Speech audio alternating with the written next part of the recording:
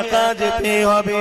প্রতিদিন এই মাটি তোমাকে আমাকে ডাকে আর বলতে লাগে, এ মনুষ্য জাতি রে, এত অহংকারের সঙ্গে আমার বুকের ওপর দিয়ে ঘুরে ঘুরে বেড়াচ্ছিস, জানিস আমার বুকের ভেতরে তোকে একদিন আসতে হবে।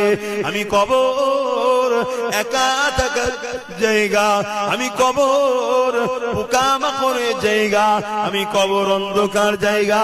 এই কবরে আসার আগে তৈরি হয়ে আয়, নচে তোর এখানে কিন্তু বড় কঠিন মুসিবতে পড়বি।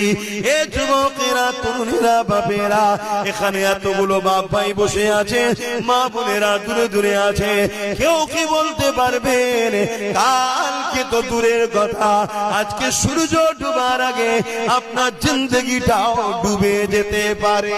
অথচ আল্লাহ পাক কোরআনের মধ্যে বললেন, ওয়াল তানজুরু নাফসুম মা কদ্দামাত লিগাদ।